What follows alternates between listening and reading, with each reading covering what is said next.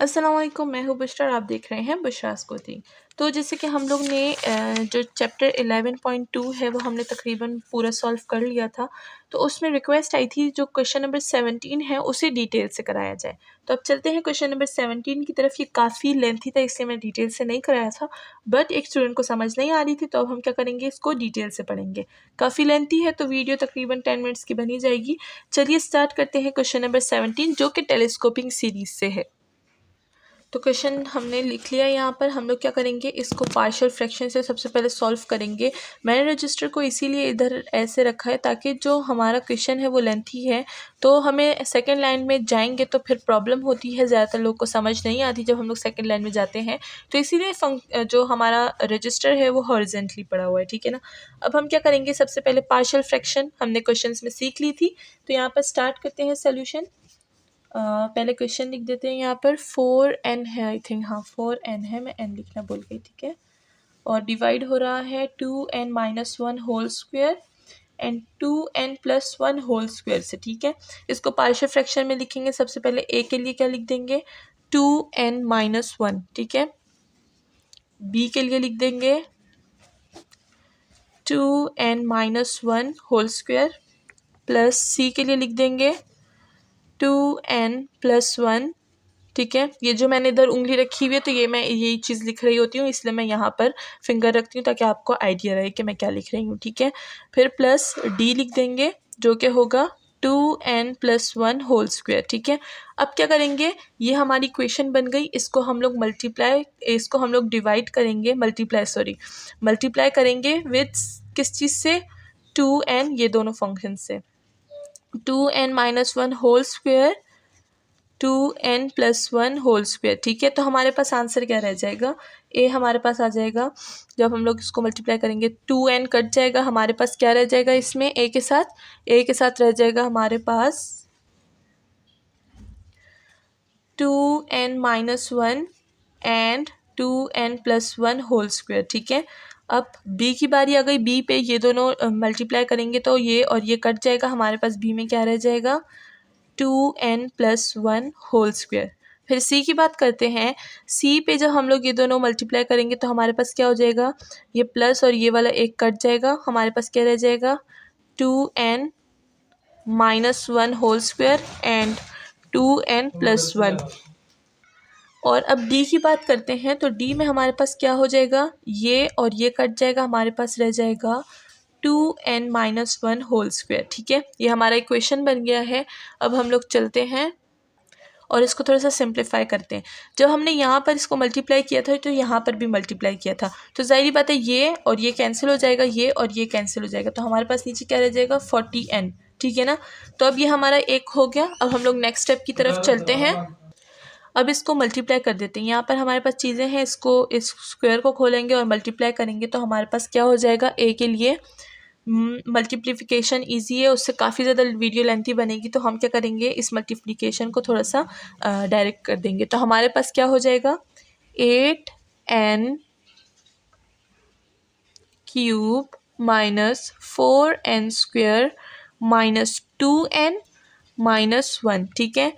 फिर b पे ये वाला फॉर्मूला खोलेंगे b का और हमारे पास रह जाएगा 4n square plus 4n plus 1, ठीक है।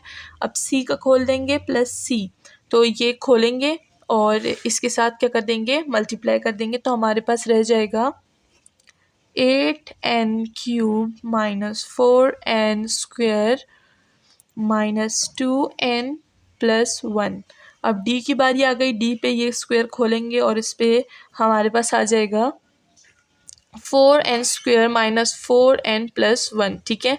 अब क्या करेंगे, कंपैरिजन करेंगे कोफिशिएंट्स की। तो सबसे पहले इधर अगर हम देखें पावर्स पे तो n क्यूब है, n स्क्वायर है, n है और जो कॉन्स्टेंट्स है वो है।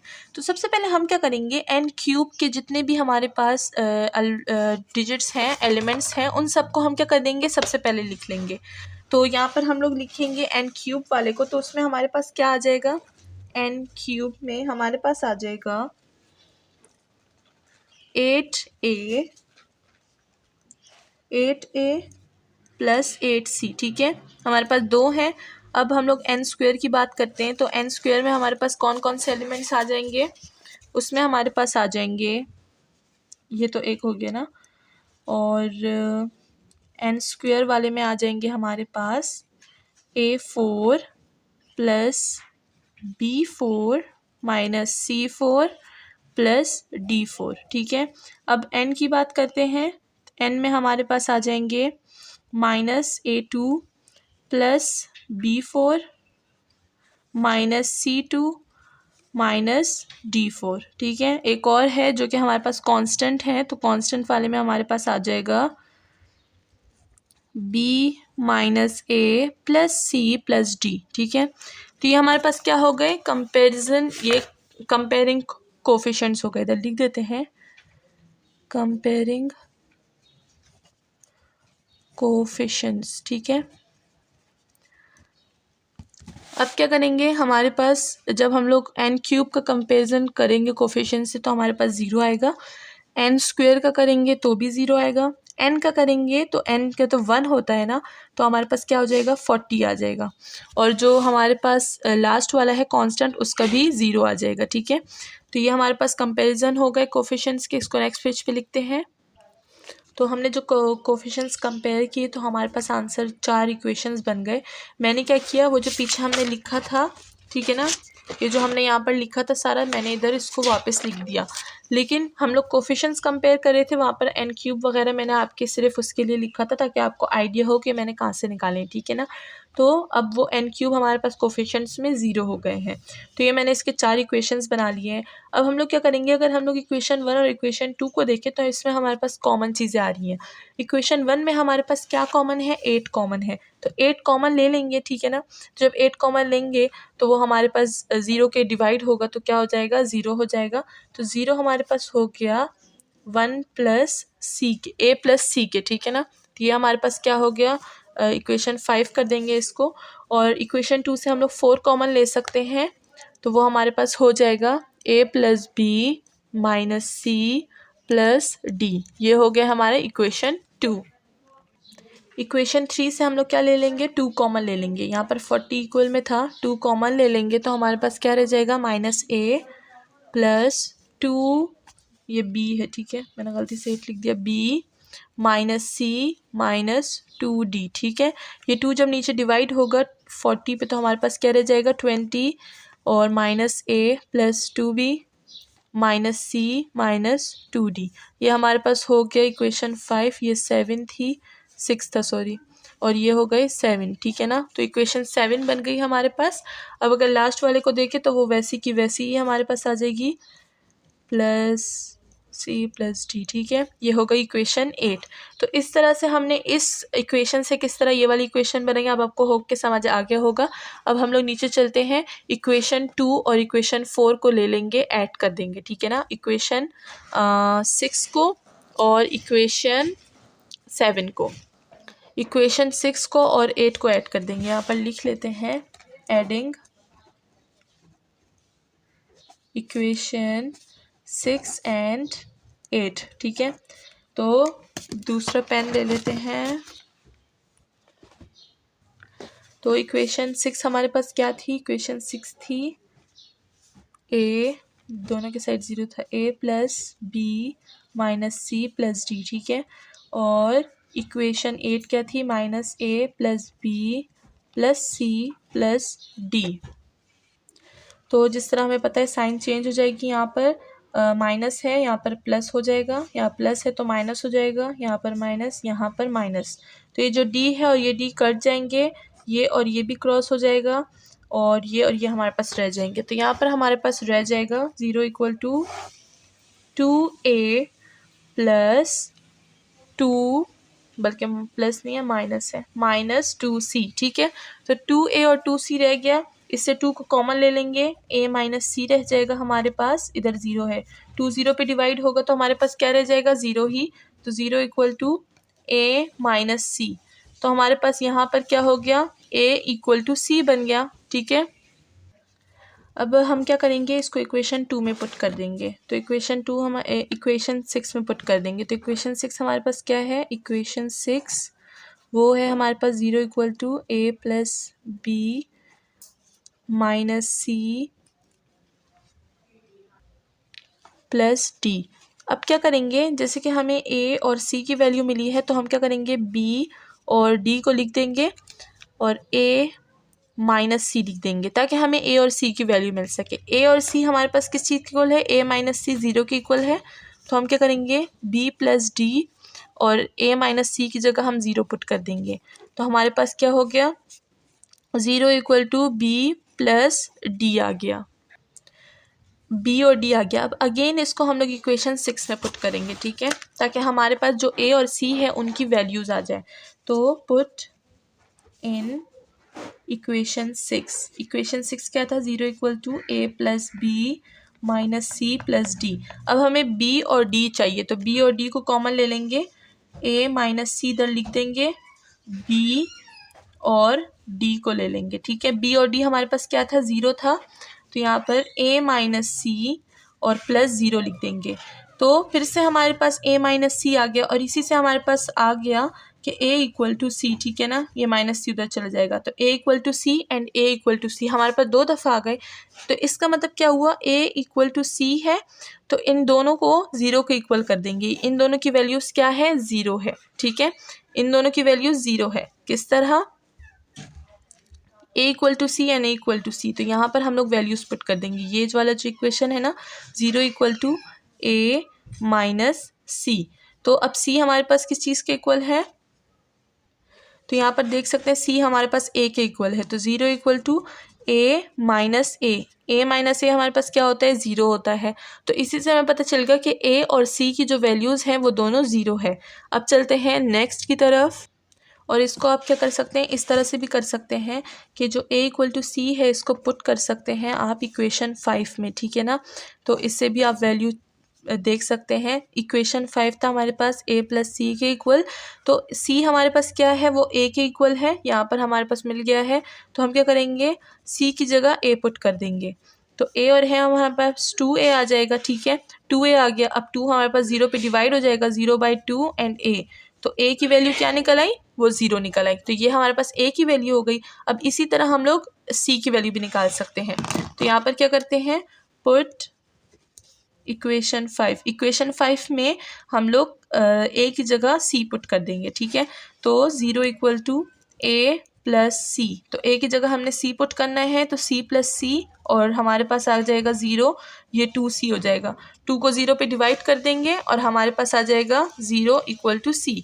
तो यहाँ पर c और a की वैल्यू हमारे पास निकल आई, a equal to C equal to 0। तो ये था हमारे पास a और c की वैल्यू। अब देखते हैं b और d की वैल्यू।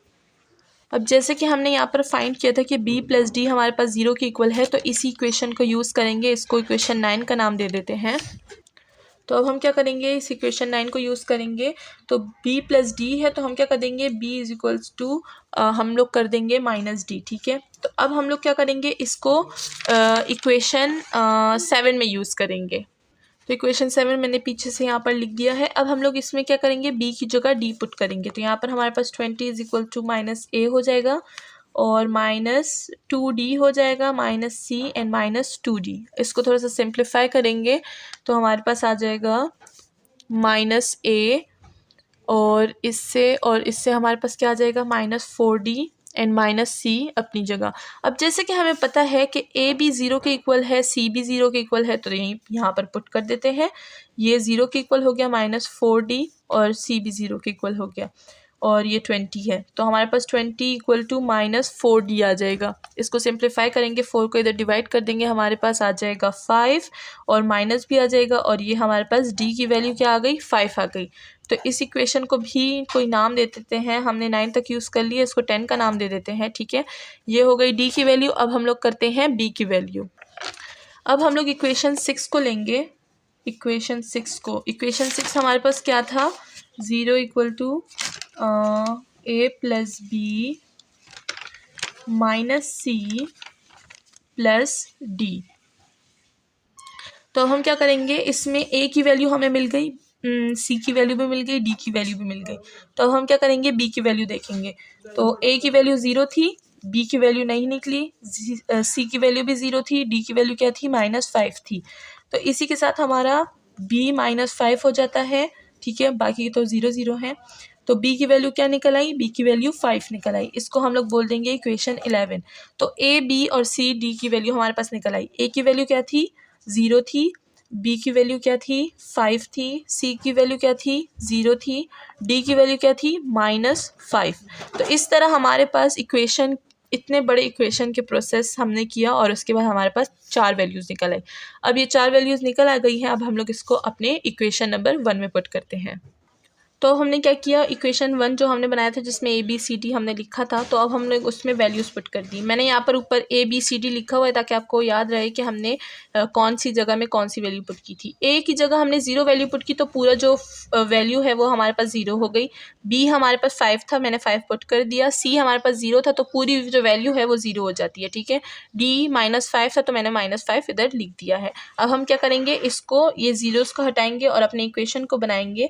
तो हमारे पास इक्वेशन कुछ इस तरह से बनेगा, 5 2n - 1 whole square, and minus है तो नीचे माइनस लिख देंगे बीच में, एंड 2n + 1 होल स्क्वायर। तो इस तरह हमारे पास ये इक्वेशन बन गया। इधर समेशन था, ठीक है ना, n goes to 1, ठीक है, क्योंकि टेलीस्कोपिंग सीरीज 1 से स्टार्ट होती है। तो यहाँ पर हमने ये इक्वेशन लिख दिया है। अब हम क्या करेंगे, समेशन लगाएंगे और 5 को कॉमन ले लेंगे। तो 5 को कॉमन ले लेंगे, समेशन अपना पुट करेंगे ताकि अपना टेलीस्कोपिंग सीरीज बना सकें, इक्वल टू 1, और यहाँ पर लिख देंगे 1 divided by 2n - 1 whole square -1 and 2n + 1 whole square. अब अपनी सीरीज़ को खोलेंगे, जो हमारे पास समेशन है इसको खोलेंगे तो 5 तो हमारे पास कॉमन ही रहेगा। इसमें जैसे कि हमने वैल्यूज़ पुट की थी वो मैंने पीछे क्वेश्चन में पढ़ा दिया था, जिससे हमने इसमें 1 से वैल्यूज़ पुट की थी। तो यहाँ पर अब हम क्या करेंगे, जब हम लोग इसमें 1 पुट करेंगे तो हमारे पास 1 आ जाएगा, एंड 1/9 आ जाएगा, plus 1/9 and -1/25 plus 1/25 and so on, ये हमारे पास चलता रहेगा यहाँ पर, ठीक है ना। लास्ट के जो 2 टर्म्स हैं हम लोग वो लिखते हैं हमेशा, बट यहाँ पर कैंसिलेशन हो रही है, चलें यहाँ पर लिख देते हैं लास्ट के 2 टर्म्स। -1/2k हो जाएगा, प्लस माइनस वाला लिखते हैं square, and 2k + 1 whole square, and last का जो हमारे पास टर्म है वो माइनस वाला बच जाएगा, 2k + 1 होल स्क्वायर। तो ये सारे तो हमारे पास कैंसिल हो जाएंगे। जैसे कि मैंने आपको बताया हुआ है कि टेलीस्कोपिंग सीरीज़ में हमेशा सारी सीरीज़ कैंसिल हो जाती है, और जो फर्स्ट और लास्ट वाले टर्म होते हैं सिर्फ वो रह जाता है, यानी 1 एंड ये रह जाएगा। तो हमारे पास क्या रह जाएगा, फर्स्ट और लास्ट टर्म रह जाएगा। इसको हम लोग यहाँ पर लिख देते हैं। 5 हमने कॉमन लिया था, 1 लिमिट हमारे पास है, n goes to infinity, 1 - 1 divide हो जाएगा 2k + 1 होल स्क्वायर से। जब हम लोग इसमें इन्फिनिटी पुट करेंगे तो ये 1/∞ होगा, और हमें पता है कि 1/∞ हमें क्या देता है, हमें 0 देता है। तो 1/∞ हमें 0 देता है, इधर 1 रह जाएगा, एंड हमारे पास वैल्यू क्या रह जाएगी, 5 रह जाएगी। तो इसी के साथ हमारा जो आंसर है वो हमारे पास 5 हो जाएगा। और ये थी हमारी आज की सोल्यूशन। होप कि आपको समझ आ गई होगी। काफ़ी बड़ा था और काफ़ी लेंथी था, काफ़ी ज़्यादा इक्वेशंस बन गए थे, लेकिन हमने बहुत ही अच्छे तरीके से इसको सॉल्व किया। मिलते हैं नेक्स्ट वीडियो में विद मोर क्वेश्चंस। होप कि आपने सब्सक्राइब कर दिया होगा। Thank you so much.